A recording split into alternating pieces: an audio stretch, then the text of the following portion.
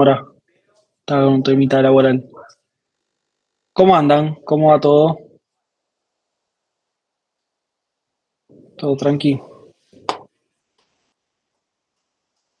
Bueno, ¿alguno tiene alguna duda de lo que vimos la clase pasada? Historias de usuario. ¿Alguno le queda alguna duda? Hola, hola, hola, hola, hola. Funciona. Hola, hola, hola. Se escucha perfecto, Ale. Hola, ¿qué tal? ¿Cómo están? Buenas noches. Estás probando. Buenas noches. ¿Alguno tiene alguna duda? Si no, arrancamos ya con la clase de hoy. Yo falté, pero estuve repasando ahí el PPT. ¿Y alguna duda? No, ninguna. Prácticamente estuvimos viendo algo similar en PPO, aproximación al campo de desarrollo de software. Perfecto. Buenísimo. Buenísimo. Entonces arrancamos con la clase de hoy. Ahí les comparto.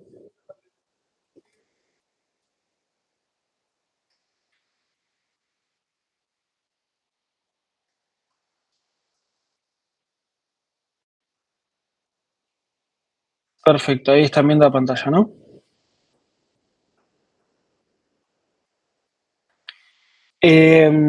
Nos queda la clase de hoy, la que viene, después tenemos repaso de parcial y tenemos el segundo parcial.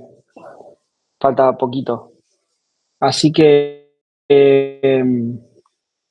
cualquier duda que vayan teniendo, vayan preguntándome. No nos dormamos al día del parcial, que falta muy poco.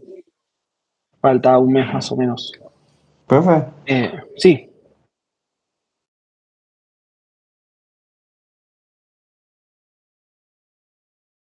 dice. ya no me banca más. No me pregunto por qué. Es como de que siento que el primer parcial fue ayer Está, y nada, me quedé así como de está que. acá el cronograma. A ver, tengo un segundo que les comparto. La fecha de final de clase es, el cierre de notas es el 2 de julio, que es cuando termina el cuatrimestre, básicamente. Nosotros hoy estamos parados acá. Tenemos la mm, semana que viene, es patrón de diseño, ejercicio antes del parcial, el parcial, recuperatorio. O sea, acá practicamos para recuperatorio y recuperatorio. El que apruebe los dos parciales termina acá, el 11 de junio. El que no apruebe los dos parciales tiene el recuperatorio el 25 de junio. Ah, claro, hay clases recuperatorias, está bueno. Claro, como es bastante larga, bastante espesa la materia, porque tiene muchos temas, hay una clase recuperatoria. Quizás por eso se les hizo muy corto entre el primero y el segundo parcial. Pero la cantidad de clases entre el primer parcial y el segundo es casi la misma. Creo que es una más. Eh, Ahí respondí la pregunta. No me acuerdo que había. Claro, también eso. Tenemos media clase por semana, por eso también le debe pasar rápido. Y vimos un montón de temas, si se ponen a pensar. Cambiamos de VPL a el otro, es bastante espeso. Bueno, ¿alguna otra duda?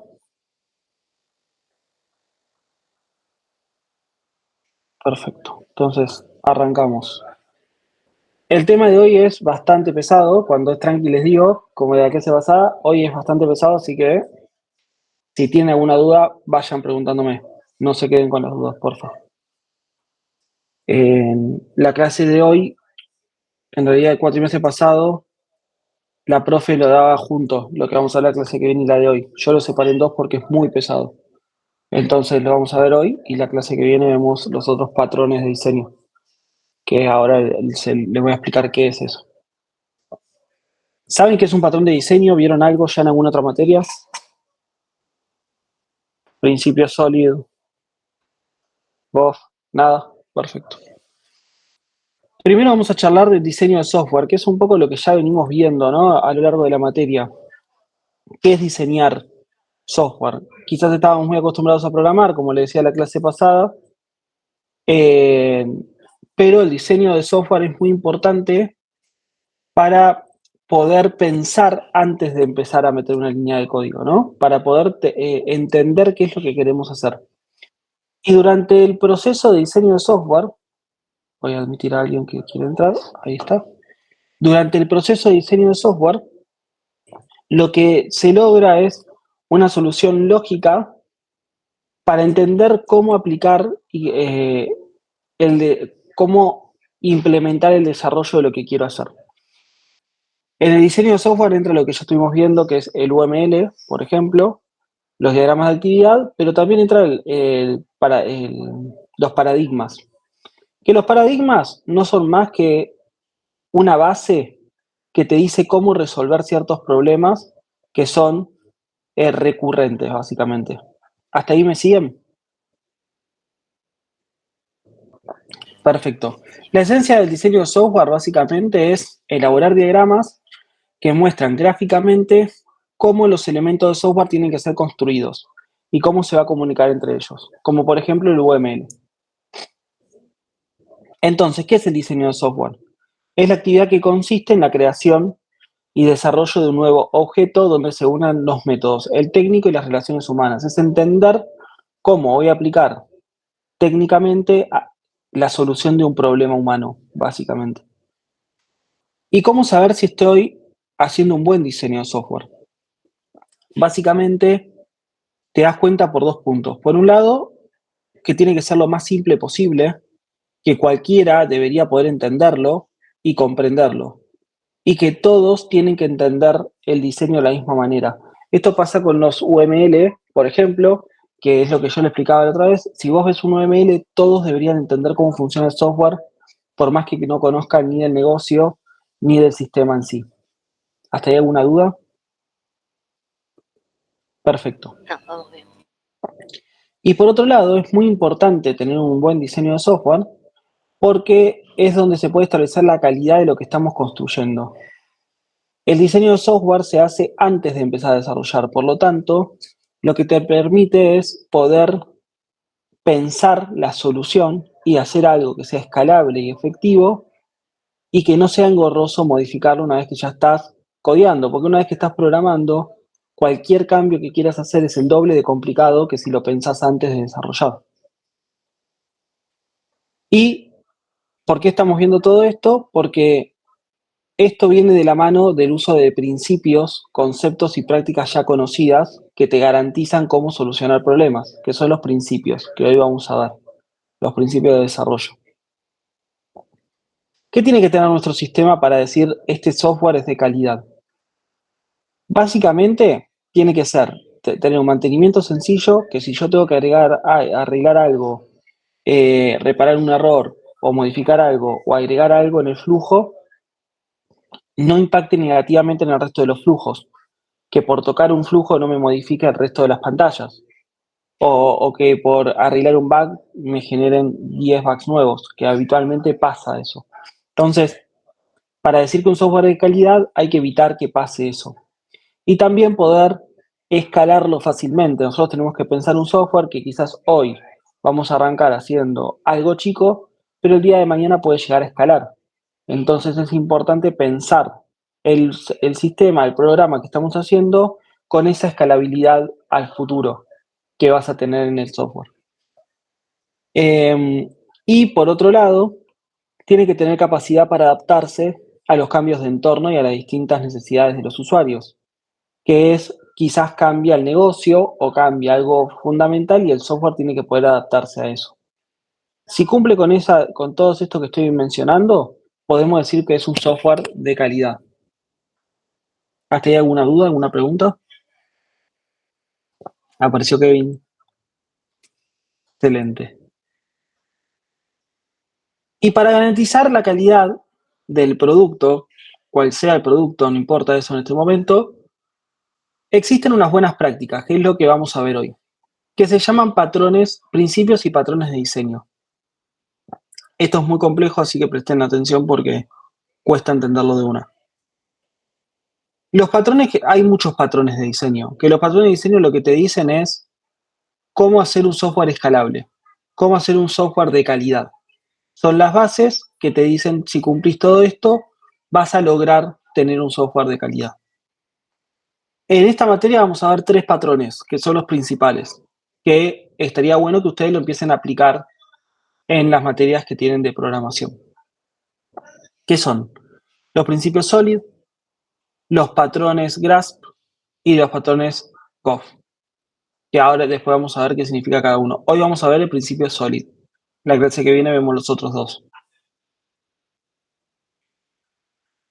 ¿Hasta acá alguna duda? ¿Nada? No, todo bien. Perfecto. SOLID es un acrónimo, que ahora vamos a ver qué significa, que es usado para el diseño basado en el paradigma orientado a objetos, o sea, en la programación orientada a objetos. Vos no podés aplicar principios SOLID si no estás programando orientado a objetos.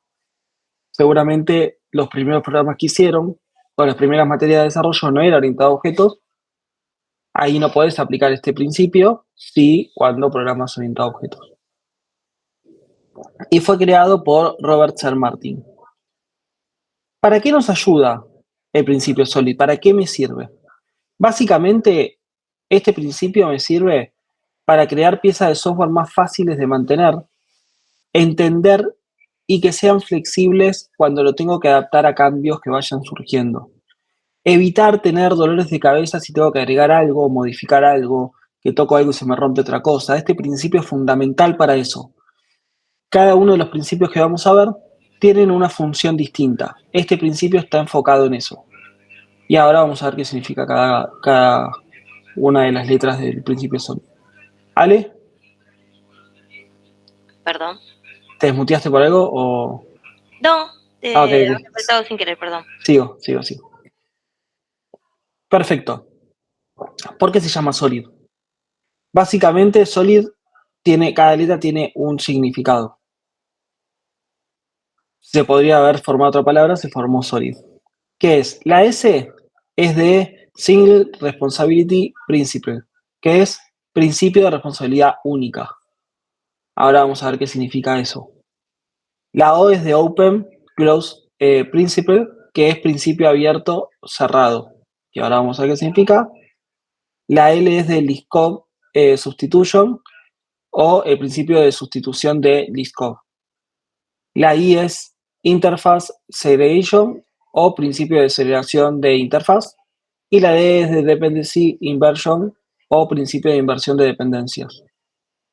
Ahora vamos a ver qué significa todo esto que no se entendió nada, y lo sé. Ahora vemos cada uno de esos. Es importante que entiendan que la S es el principio de responsabilidad única, la O, principio abierto cerrado, la L, principio de sustitución de Liskov, la I, principio de segregación de interfaz, y la D, principio de inversión de dependencias. ¿Por qué? Porque acuérdense que el segundo parcial es multiple choice. Y les puedo llegar a preguntar qué incluye el principio SOLID, y les puedo dar opciones que no tengan nada que ver con esto. Entonces es importante que sepan que esto es el principio SOLID. Ali no estaba en la clase pasada, pero es multiple choice. No, memorizar no, a estudiar. No es online. Es presencial y es en papel. Yo imprimo las hojas y se las llevo.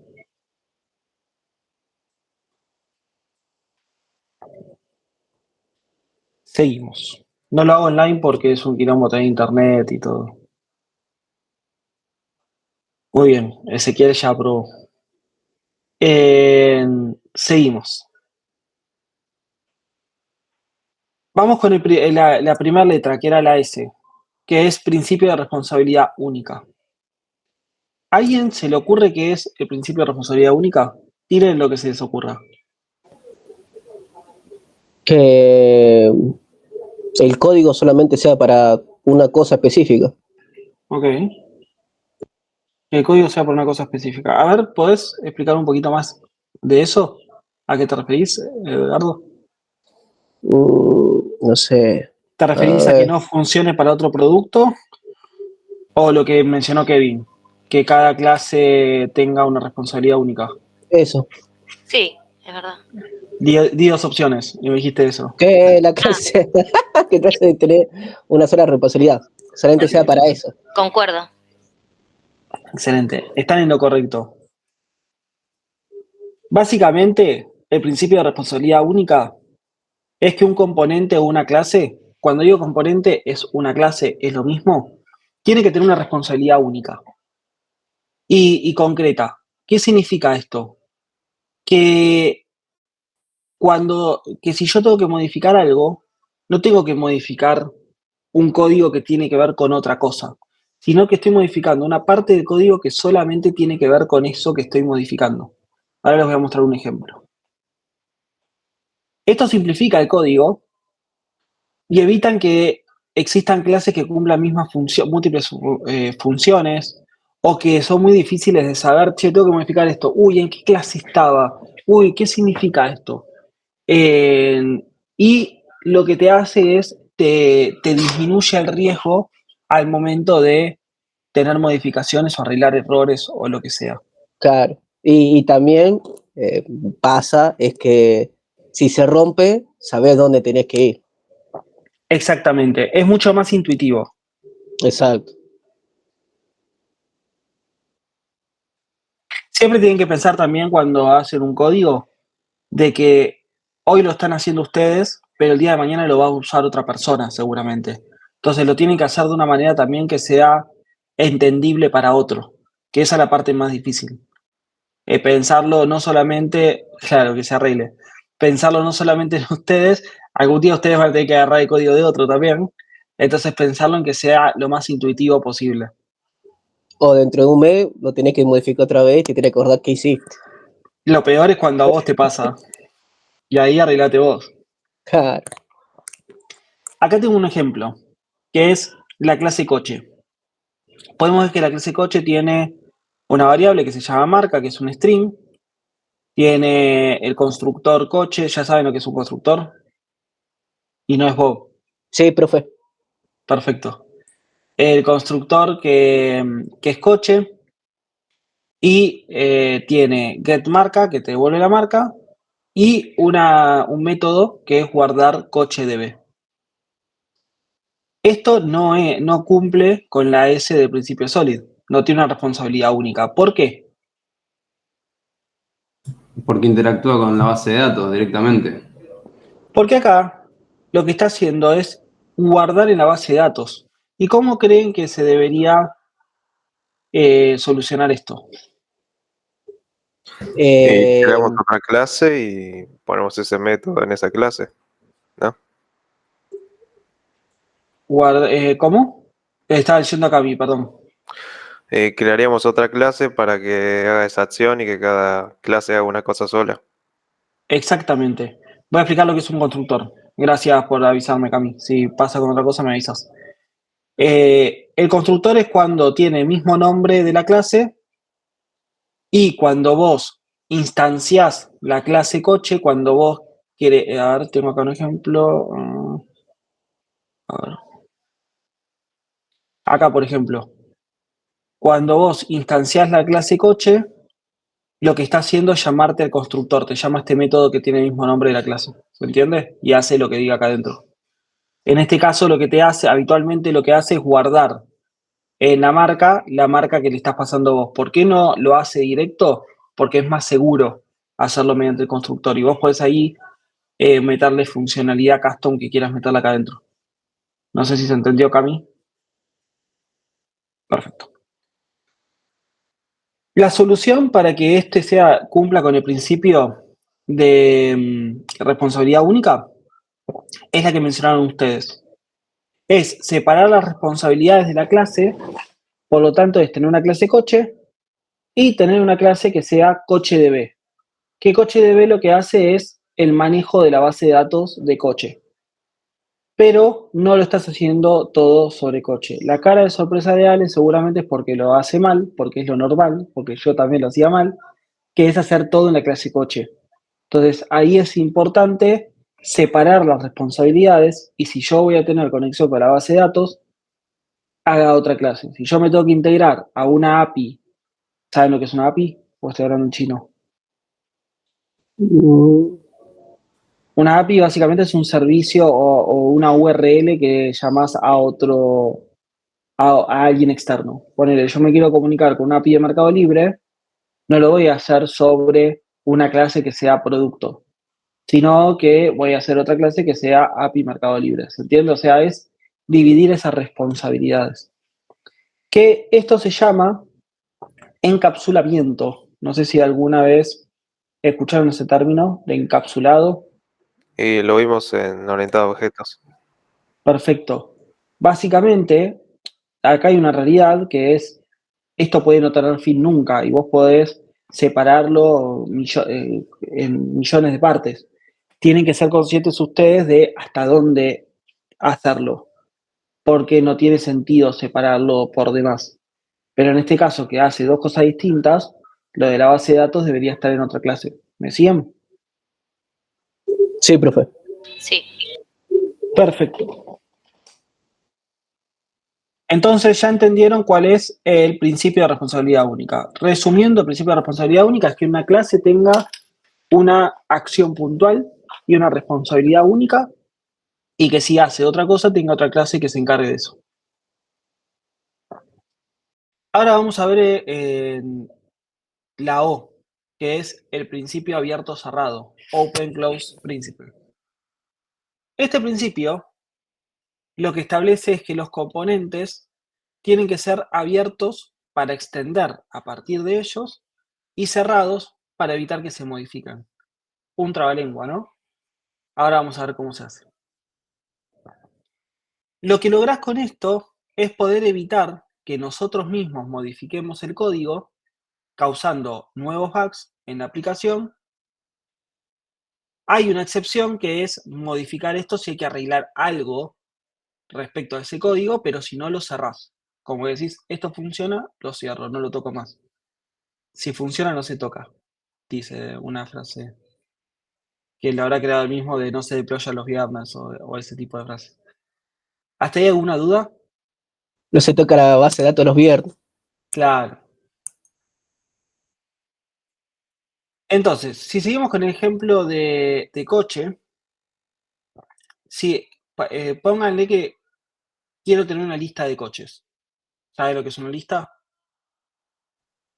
¿Un array? Un array, exactamente. En realidad, sí, un array. Sí. Queremos tener una lista de coches. Y lo que quiero es imprimir las marcas por pantalla, que se hace con print. No mezclemos herencia y esas cosas porque no vamos a marear, ¿eh? Entonces, yo voy a tener la clase coche, que la clase coche tiene lo mismo que vimos antes, solamente que ahora lo llama bien, antes lo llamaba mal, antes lo llamábamos así, ahora lo llama bien. Y tengo acá en el main el array con las marcas de coche, estoy creando un objeto coche, hasta acá me siguen. Sí, profe. Y acá imprimo el precio del coche. Que imprimir el precio medio coche, lo que hace básicamente es, le mando por parámetro el array de coches, me recorre el array y me devuelve que si la marca es Renault, este es el precio. Y si la marca es Audi, este es el precio. ¿Eso lo ven bien ustedes? ¿Sí? Ah, si lo vemos bien o el código o si ve... Si ven bien el código, digo. No, se Ah, ve. sí, sí, se ve bien. Pero digo, no, a lo que me refería es, ¿creen que Ah, está bien hecho? ah, eh, Yo estoy acostumbrado a hacer el for de otra manera, así que no les sabría decir. Pero no por el for. La Eh, lógica. ¿Se refiere a los ifs? ¿Por qué no se sí, a los if. ¿Por qué no se ve escalable, Cami? Hola, ¿se escucha? Ay, me escucho a mí misma. No, si Y yo tenés también un te escucho a millón vos de misma, coches, también. sí. A ver, Dios. ahí está, era Gabriel.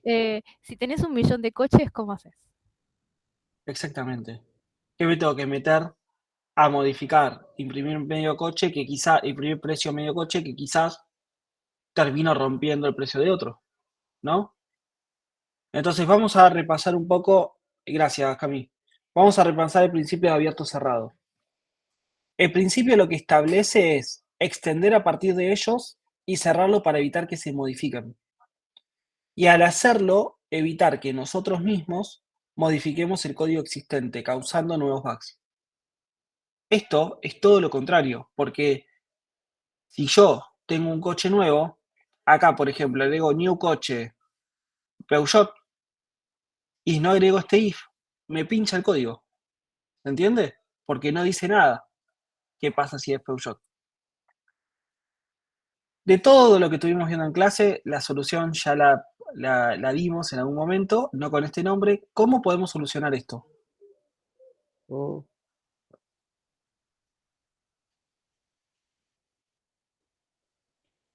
¿Se les ocurre algo? Yo no ¿Modificando la termino de clase? entender. Uy, perdón. Sí, Dante.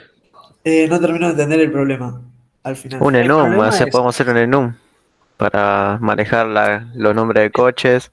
está Tanto, cerca, está cerca. A ver, Dante, te explico, vos me decís si se va entendiendo. En main yo voy creando los coches, ¿sí? Sí, Y en el if le voy diciendo el precio del coche, ¿sí? sí, Y acá llamo a este método que lo que me va a hacer es recorrer esto y me devuelve el precio del coche. ¿Sí? perfecto, sí. Vos querés agregar una marca de coche que es Peugeot, ¿cómo haces? Acá ponés Y new pones coche new coche, Peugeot. Peugeot, exacto. Ponele que haces eso nada más. ¿Qué pasa cuando va a imprimir medio coche y el array me devuelve Peugeot? No agregaste el if, porque te olvidaste. Ah, bueno, solo imprime Peugeot. No, va a pinchar, porque va a recorrer los coches, va a recorrer Renault, Audi, y cuando vaya a Peugeot, No va a encontrar nada. No existe, va a claro, no encontrar, no existe. Ok, existe nada, pincha porque, claro, porque no tiene información. ¿Se entiende? listo. Ahí entendí, perfecto. Entonces, eso no es escalable, porque el día de mañana que tengas una lista de 45 coches, vas a tener que agregar uno por uno, al if y acá. Lo estás agregando dos veces, ¿se entiende? Y eso está Bien, mal. bien, bien. Ok, perfecto. Aunque cuando ahora se lo explique me van a decir, lo seguís agregando dos veces, pero tiene otra lógica, que ahora lo vamos a ver. Ok. ¿Y ahí Me no dijeron, tenés que hacer un array, una lista de todos los coches para que haga recorrido por todos? ahí vamos a ver otra solución. La solución a esto es hacer una clase coche abstracta, que se acuerdan que era una clase abstracta. Una herencia, digamos. No necesariamente, pero sí podría ser una Una herencia. clase En padre. este caso es herencia en realidad, es una clase de padre. ¿Qué es la clase coche? Pero que el método sea abstracto, ¿qué significaba? Que por más de que desaparezcan los coches, No, estás Que se confundida tiene que con... usar sí o sí en los hijos. Sí, que sí o sí tiene que tener o ese método o ese atributo. Si yo le pongo abstracto a un método o un atributo, es obligatorio que los hijos tengan ese método o ese atributo. Lo que vos decías era composición o agregación, Ale. ¿para qué voy a revisar mis apuntes? Pero básicamente el método abstracto o el atributo abstracto, como dice acá, lo que te está diciendo es, cualquier hijo de coche tiene que tener precio medio coche. Que en realidad es un método, no es un atributo, perdón. Es un método, ¿no? Esto es un método, sí, es un método Sí. abstracto. ¿Hasta ahí me siguen? Sí, ya está. Entonces, lo que te dice acá es, cualquier hijo de coche tiene que tener precio medio coche. Te lo obliga a implementarlo. Pero no tiene un Entonces, atributo que sea precio. no, tiene un Por eso método. tiene el return. Ah, Entonces, el precio medio coche lo vas a implementar en cada uno. Lo que voy a hacer es crear una clase. Cuando yo quiera agregar Peugeot, creo una clase Peugeot y lo agrego en el array. ¿Me siguen?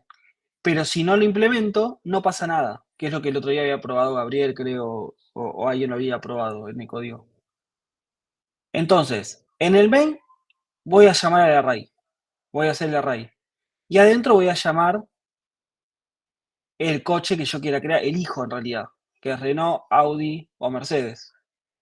Y el imprimir va a seguir recorriendo el array como hacíamos antes, lo único que va a llamar a coche, precio medio coche, y según la marca que sea, va a llamar al método. Y si no tiene nada, no pasa nada. ¿Me siguen?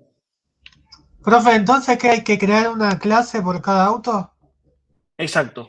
Espera. Medio rebuscada la solución, pero funciona. Es más, esto cumple con el principio de abierto cerrado. ¿Por qué? Porque si yo quiero agregar una marca, no tengo que modificar un if Ah, adentro de un código, sino que ese código que es o sea, el método imprimir precio coche, medio coche sigue estando acá. Pero lo que hace está llamando a otro método. Lo que tengo que hacer es agregar en la herencia a esa marca, ¿se entiende? sí, sí, sí. Profe, Claro, crear una una consulta. clase por marca. Exactamente. Sergio. No, sí, está bien. Entonces, como veo que dice extend, o sea, están heredando el método precio medio coche. Es por herencia que heredan el método, digamos. En Al ser realidad, abstracto. Mercedes es una herencia de coche y acá estoy declarando que se llama override esto porque estoy pisando el método original. Claro, sí, está bien, está bien. Estoy implementando ese método. Y, Acuérdense que en los métodos abstractos se implementan en las clases hijas y no en la padre. La padre no te claro, dice qué hace, lo implementas en las hijas. ¿Cuenta como override si nos está declarando arriba? Override es porque estás pisando el método original.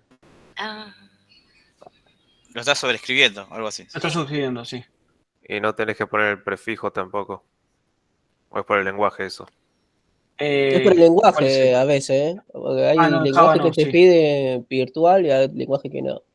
Sí, según el lenguaje. No, no hace falta poner el override, lo pone directamente Java eso. ¿Alguna duda? Entonces, ¿qué vimos hasta acá? Vimos el principio de responsabilidad única, que básicamente cada clase tiene que tener una responsabilidad única, para que el día que yo quiera escalar la plataforma no tenga que tocar algo que hace muchas cosas. Entonces, lo separo en distintas clases.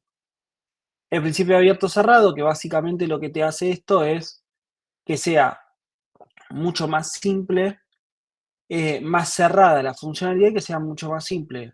El decir, esto está funcionando porque la única forma de modificar ese código es si tengo que arreglar algo respecto a eso, si no, no lo toco más. Ese es el principio abierto cerrado. ¿Hasta ahí me siguen? Sí.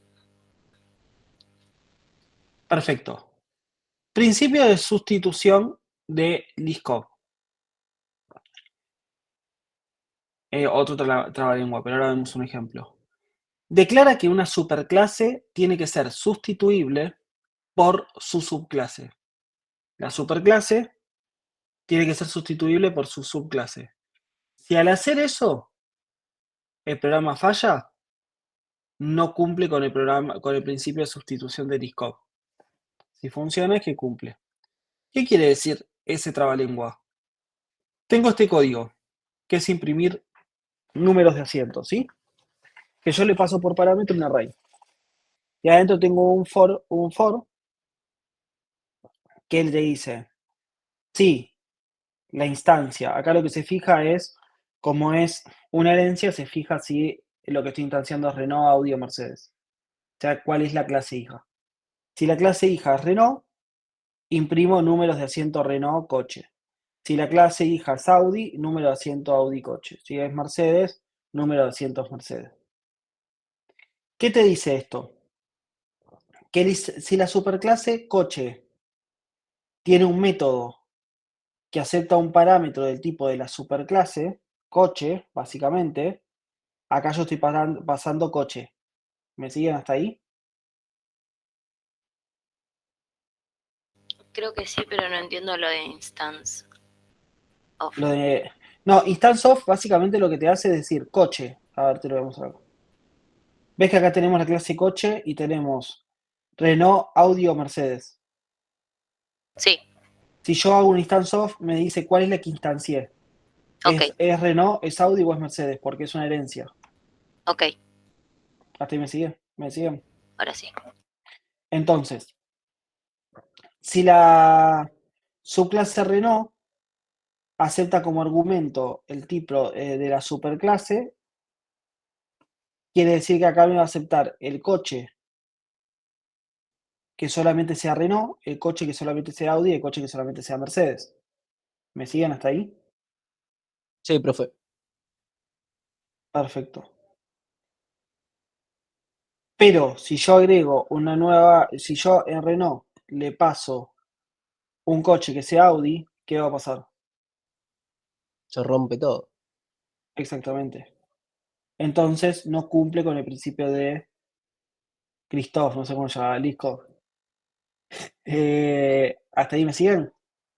Y ahí vemos cómo se soluciona. Dale. ¿Cómo se soluciona esto? Tiraron un millón de mensajes, a ver si se puede responder.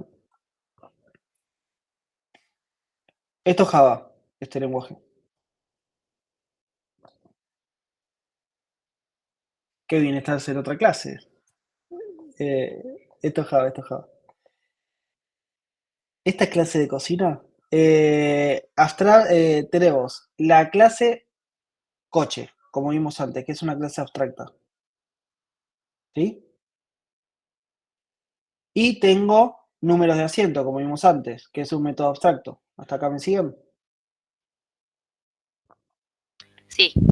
Tengo la clase Renault, que extiende de coche. E implemento la clase número de asientos y me devuelve 5. La solución es la misma que aplicamos antes.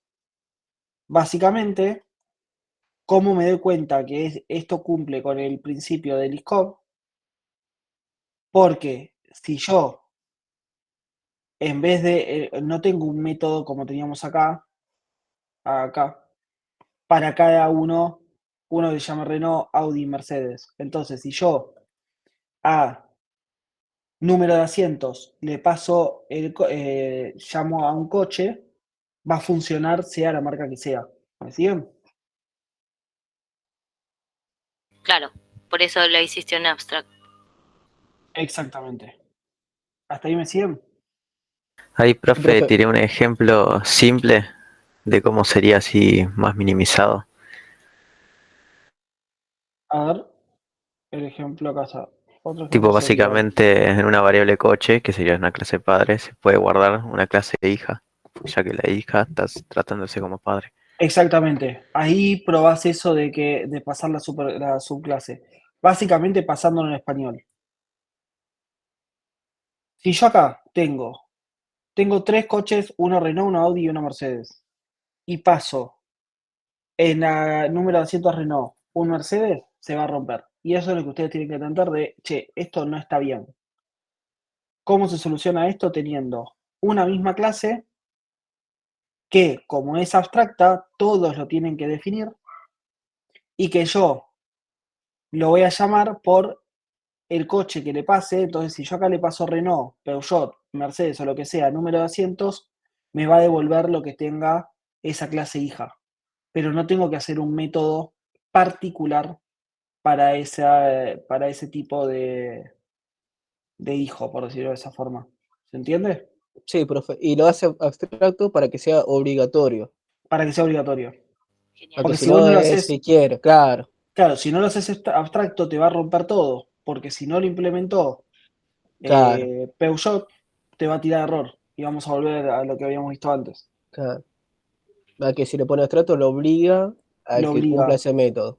Si tengo la clase Renault, sí o sí tiene que tener ese método. Si no lo tienes, porque no tengo la clase Renault, por lo tanto no puedo ni siquiera crear el objeto Renault. ¿Hasta ahí me siguen? Ah, pará, entonces también generaste una clase del tipo de coche para que lo pueda llamar, si se quiere, a Eso es la lo hora mismo de... eso es lo mismo que habíamos visto acá en realidad. Ah, listo, listo, listo. Es lo Ah, mismo. perfecto, listo. Perfecto. Entonces, yo voy a ir repitiendo todo porque a mí me costó este tema entenderlo un huevo, entonces me pongo en lugar de ustedes y voy explicándole de nuevo todo lo que ya vimos. ¿Qué vimos? Vimos el principio de responsabilidad única, ¿qué era? A ver si alguien me puede responder. Ahí que Que quiere ganar cada responde. clase, ay, Sí, perdón. Cami.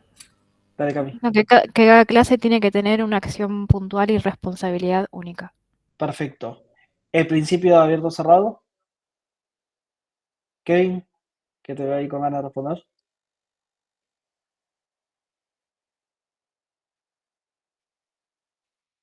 puedo decir lo que Sí, escribí yo y me decís si dale. está bien o no. Puse, si quiero agregar algo, no tengo que modificar el código, sino que tengo que agregarlo, ay, me haría a mí misma, sino que tengo que agregarlo en la herencia. Es decir, que por algo nuevo que quiero instanciar, tengo que agregar una clase hijo. Es decir, no se toca un código que ya funciona. Con tus palabras. Estas serán mis palabras. Ok, y explicándome de una forma más fácil. Que si ya hiciste un código y lo cerraste, decís, bueno, esto ya está, listo, no lo tocas. ¿Y cómo lo implementás? Porque antes me dije, Lo por ejemplo, con agregas, el... sí. Sí, dale, dale. Em, ah, Generando una clase abstracta. ok, eso era. Exactamente. En vez Y, de... ay, perdón, me mareé, perdón. no, estás perfecto, Cami. Va por ese lado. Va por ese lado, 100%. Es básicamente generando, lo que tenés que evitar es tener un if por cada una de las opciones que tengas y de generar una clase abstracta obligándole a implementar ese método. Resumiendo, ¿no? Y el principio de sustitución de Liscott,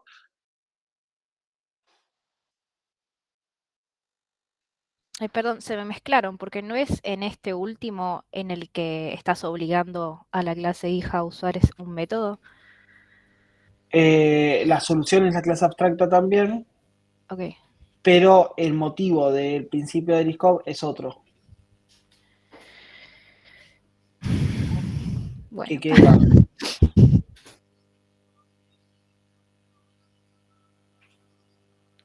¿Algunos se acuerdan? Para que estoy pensando cómo lo pongo en palabras simples. ¿Qué tenía que cumplir? Ahí va, en resumen sería, nosotros tenemos una clase padre y desde ahí van a extender todos los hijos. Bueno, todos estos hijos se pueden comportar como el padre. O en sí también sería lo que dice que todo padre puede ser sustituido por un hijo. Entonces podemos tratar, hagamos un ejemplo que había puesto ahí en el chat, una variable padre puede contener un hijo. O sea que básicamente el hijo está funcionando como padre. Básicamente porque yo creo que se confundió, y faltan dos principios más, Kevin. Yo creo que se confundieron el principio abierto cerrado con el scope, y eso es muy normal. El principio abierto cerrado básicamente es que yo no debería modificar un código que ya está funcionando. Eso es lo que tengo que evitar. ¿Cómo lo evito? Básicamente haciendo una clase abstracta y creando una clase hija por cada una de las opciones que yo tengo, en vez de agregar un if con opción. ¿Hasta ahí me siguen? ¿Por qué confunde? Porque el principio del ISCOP, en este ejemplo particular, también lo resolvimos con una clase abstracta, pero el objetivo del principio del ISCOP es otro, que lo que busca básicamente es que no tenga un método para cada una de mis clases hijas, sino que la clase, que esto es lo que explica acá en palabras que quizás lo confunde, que la superclase tiene que ser sustituible por la subclase. Básicamente, que si yo llamo a un método particular, con otro coche acá me va a explotar. Lo que tengo que tratar es de evitar esto. Y eso se resuelve también con un método abstracto. ¿Me siguen? ¿Se entendió, Cami? Perdón, lo que no entiendo es la parte que tiene que ser sustituible. A ver. Como que puedes usar una en vez de la otra. Exacto. Yo acá Pero, ¿cómo sería eso? tengo Me número de falta. asiento Renault. ¿Sí? En realidad, ¿qué esta partecita del código? ¿Me seguís, Cami, acá? Esta partecita del código. Sí, sí. ¿Qué dice? Te dice que si el coche es Renault, Ujú, llame a número de asiento Renault coche. ujú. Pero ponele que yo no le pongo este if. Y entra acá con un coche Peugeot. ¿Qué pasa? Si no le pones el if. Voy directamente a número de asiento Renault Peugeot. ¿Qué Claro. pasa? Y te va a tirar un error. ¿Por qué? Porque tenés un método que funciona solamente con Renault. y tenés ¿Y Peugeot. es sustituible la clase, No. la superclase? Entonces, Mm, ¿cómo lo hago? no. Hasta ahí, no, te respondiste perfecto. ¿Cómo lo hago sustituible? Lo hago sustituible con un método abstracto Ujú. en donde, fíjate acá, que es lo mismo que este método, pero bien hecho, que acá lo que estoy haciendo es recorro los coches y si yo acá le paso coche número de asiento, le paso Peugeot, Renault, Mercedes o lo que sea, va a funcionar. ¿Se entiende? Sí. ¿Es sustituible? Claro, ¿a qué se refiere con que es sustituible? Que yo le puedo pasar a este método cualquier tipo de coche y va a andar. Está bien. Claro, en ese caso sí, porque es como se vuelve como un método genérico que funciona para cualquier coche. Lo puedo sustituir. Eso es sustituible. Ok. En cambio acá no. Acá yo no le puedo pasar a cualquier auto Está porque bien. va a pinchar. Listo. ¿Me siguen? Ahí entendí. Gracias. Perfecto. Y este es la L. Falta la I y la D. Y ahí se nos muere Kevin, que ya no daba. Después tenemos la I, que es Interface Segregation o principio de segregación de interfaz. Cada vez más complejo se vuelve esto. ¿Se imaginan qué es el principio de segregación de interfaz? No, ¿Sin ni leer? idea. Ni idea. Un dolor. Un dolor. Básicamente, este principio lo que establece es que las clases no tienen que ser forzadas a implementar interfaces que no se utilizan. ¿Se acuerdan lo que es una interfaz? La interfaz era algo que te obligaba que si vos tenías una clase que extendía esa interfaz, te obligaba a implementar lo que diga esa interfaz. ¿Se acuerdan? Este es casi lo contrario. Si tiene una interfaz, que no sea obligatorio que cumpla la interfaz. En realidad lo que te dice acá es que vos no tengas, que no tengas clases que te obliguen a implementar interfaces que no se usan, básicamente. Que yo no le ponga un extend de una interfaz si no lo uso, si no uso esa información que está ahí. ¿Qué quiere decir esto? Que muchas veces terminamos implementando algo porque te obliga el código cuando en realidad no se usa y eso es una mala práctica. Porque digo, bueno, voy a usar esta interfaz porque voy a usar una parte pero no todo. Entonces terminás implementando esa interfaz pero no usas todo lo que dice la interfaz. ¿Me siguen? Sí, pasa. Sí pasa, no tiene que pasar. Sí pasa, pero no tiene que pasar. Pero pasa. Lo sabemos, profe, pasa. Entonces, quizás yo tengo una interfaz que tiene distintos métodos. Acuérdense que la interfaz te obliga a implementar métodos. Que tiene Vamos 7 con la métodos, interfaz pero de figura, ¿te acordás? claro, yo tengo figura y adentro de figura que tenía Teníamos el área. el área. Pero ponle que tengo el área, tengo el alto, tengo el ancho. Pero yo solamente voy a usar el área. ¿Sí? Entonces, está mal si yo implemento esa interfaz para usar solamente uno de esos métodos. Y al resto de los métodos lo dejo vacío. Eso es una mala práctica y es el principio de segregación de interfaz. Es importante que cada clase implemente aquella interfaz que se va a usar. Si no, esta clase está siendo afectada por cambios de otras clases, porque el día que yo cambie la interfaz, se me va a romper una clase que no tiene nada que ver con esa interfaz. ¿Me siguen hasta ahí? Sí. Perfecto. Básicamente, yo tengo ave que puede, este ejemplo me encanta. Ave que puede volar y comer. Este ejemplo me rompió me volvió la cabeza cuando lo leí. Y tengo loro y tucán, que implementa a ave. ¿Hasta ahí me siguen? A la interfaz de ave. Y acá adentro implemento volar y comer. Y en tucán volar y comer. Pero ponerle que también lo implemento a ave y nadar. Porque el pingüino nada, ¿no? Y es un ave. Of course. ¿El loro nada? No, ¿Y el tucán nada? no. Entonces estoy implementando ave porque es un ave. Y digo, tengo que implementar ave. Pero sin embargo estoy obligando a que el loro y el tucán naden. cuando en realidad el único que nada es el pingüino. ¿Me siguen? Sí. Sí, sí. Eso está mal. ¿Se entendió? No está siendo inclusivo. Exactamente. Entonces, lo que es importante es que si yo implemento una interfaz, todas las clases que están implementando esa interfaz tengan esa capacidad.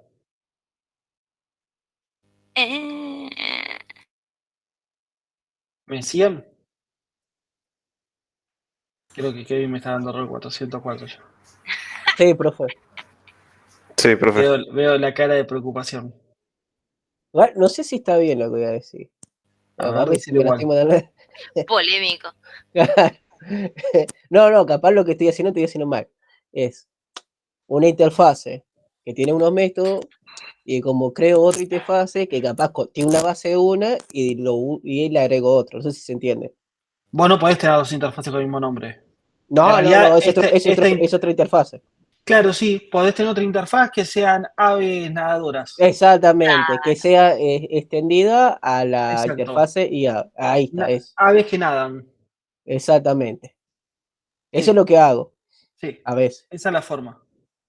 Pero lo que no puede pasar es que vos tengas una interfaz con 3 métodos, de los cuales algunas clases usan solo 2 métodos y otra uno solo, los 3. Claro, ¿Entiendes? sí. Ah, es verdad. Profe, básicamente es la definición que usábamos para interfaz cuando hacíamos los diagramas, que el método tenía que estar en la 2. Sí, pero hay una trampa que es que vos podés implementar el método y dejarlo vacío, poner un return vacío. Claro. Entonces eso está mal. Bien. Perfecto, seguimos. Ahí, profe, para acordarme también todos estos temas. También esto nos instigaba como a interfaces más grandes, a hacerlas más chicas directamente. Es esto mismo. La solución de esto, porque hoy en día tenés al pingüino que nada, pero quizás hay otra ave que no come o que no vuela. Entonces la solución de esto es hacer 3 interfaces y una que sea ave, que todas las aves comen, ave voladora y ave nadadora, que esté separado en 3 interfaces. Entonces, al loro, ¿qué le implemento? Ave y ave voladora. Y al pingüino, ¿qué le implemento? Ave y ave nadadora. ¿Se entiende? Esta es la buena práctica. Claro. Este Como es una el interfase principio. base y después otras interfaces Exacto. como que la extienden. Y les voy implementando las interfaces que haga falta según la clase. Claro. Perfecto. Y por último, tenemos el principio de inversión de dependencias. ¿A alguien se le ocurre qué quiere decir esto? Que es muy complicado el nombre.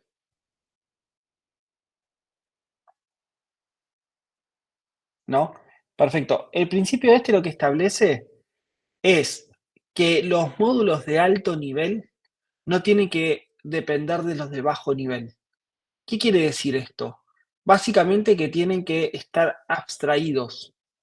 Alto nivel son operaciones amplias, básicamente, o de un contexto más general, o que se llaman a veces reglas de negocio, y bajo nivel son los componentes más específicos de una funcionalidad. Entonces, lo que busca este principio es que esté abstraído. Ahora lo vamos a ver con un ejemplo. ¿Qué quiere decir que no dependan uno de otros? En ejemplos, ¿qué quiere decir esto? Yo tengo una clase que es Database Service, ¿sí? Y que tiene el método getDatos. ¿Hasta acá me siguen?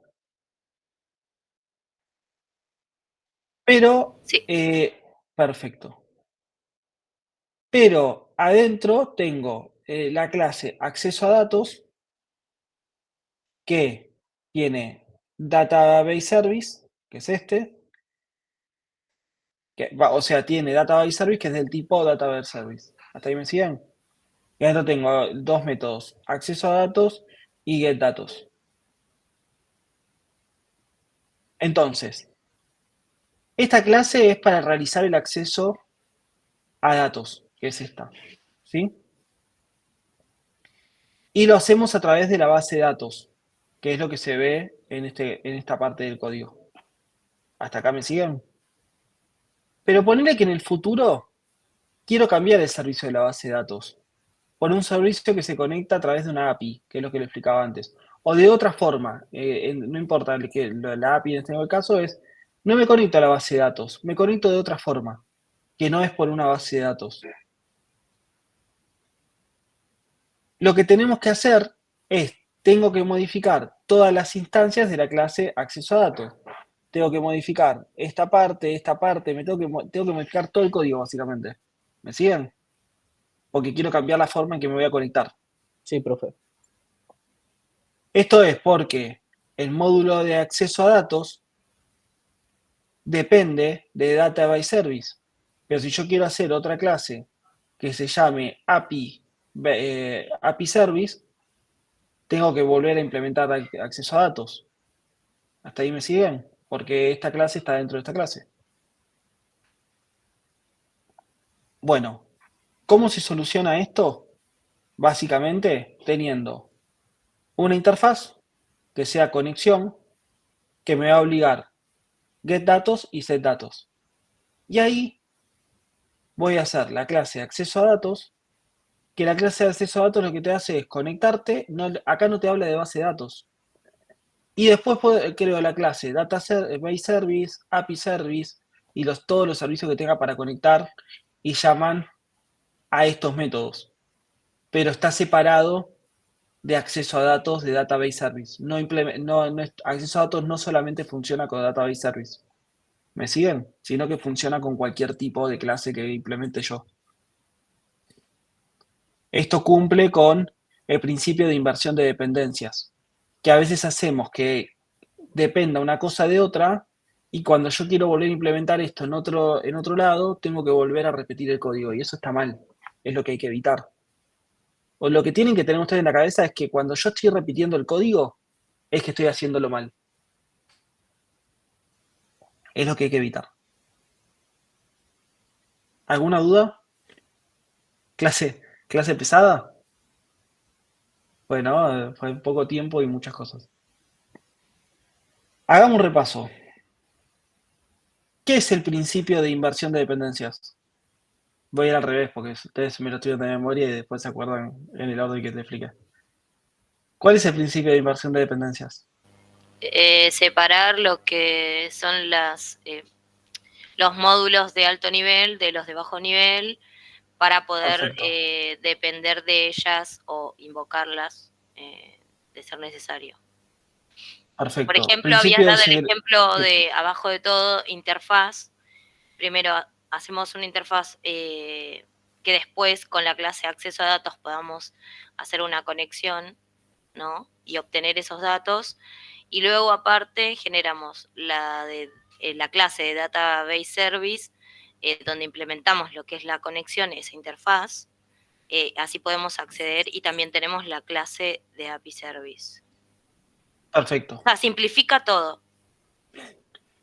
Mucha chance que yo en el parcial ponga una captura de código y les diga ¿Qué hace? a qué principio del método solid corresponde. Y le ponga todas las opciones. Así que es importante que entiendan cada una de lo que estamos viendo acá. El principio de segregación de interfaz. ¿Qué era? Que no podríamos implementar una interfaz que obligue a las clases a ejecutar métodos que no le pertenecen, no le corresponden. Exactamente. Básicamente no implementar una interfaz y no voy a usar todos los métodos que tiene ahí. ¿Cuál era el principio de sustitución de Liscop?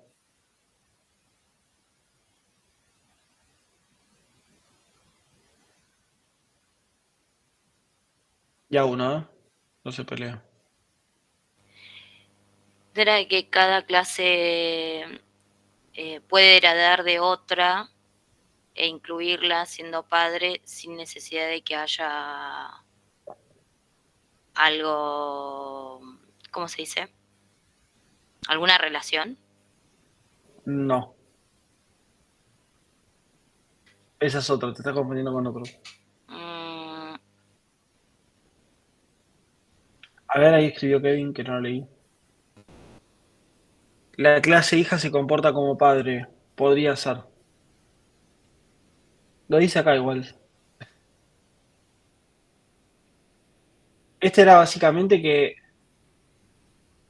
Exactamente. Básicamente hay dos de métodos abstractos igual, pero básicamente que yo no debería tener un método que funcione solamente para un tipo de clase hijo. Y que debería tener un método genérico, que es lo que acá llama, el término que está bien es que la superclase sea sustituible por la subclase, básicamente. Es lo que dijo Kevin, pero con un poco más de detalle. ¿Y cuál era el principio de abierto cerrado?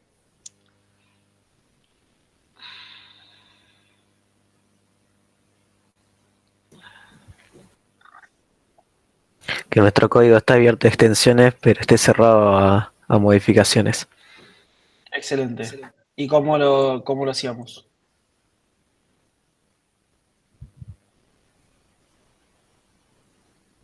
Haciéndolo abstracto. Y, perdón, Ale, que no te escuché. No, lo mismo que dijo Juanjo. Perfecto. Entonces, es eso mismo. Tengo una clase abstracta que lo que te hace es obligarte a implementar y no estoy haciendo 200.000 if adentro de algo que puedo llegar a romper otra cosa. Y el principio de responsabilidad única, que siento yo que es el más fácil, era.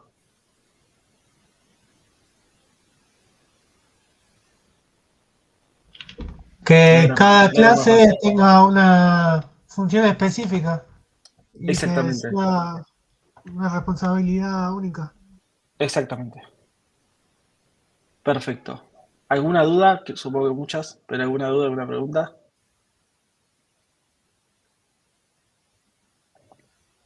Buenísimo. Bueno, No, hay que estudiar. eso fue todo. Es muy complejo.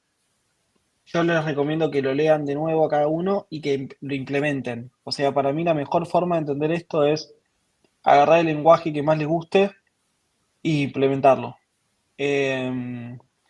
Tratar de probar cómo funciona en el lenguaje de ustedes, ver cómo implementar en el día a día estas buenas prácticas, porque son buenas prácticas que les sirve para que el código sea más prolijo, entonces le va a servir a ustedes mismos también. Entonces yo les aconsejo que la mejor forma de entender cada uno de estos principios que vimos hoy es implementando. Y si pueden hacerlo de esta clase a la que viene, porque la que viene vamos a ver 2 principios más y se va a complejizar la cosa. Entonces, que no reemplaza esto que vimos. Entonces, vayan practicando esto para que después no se le acumule todo.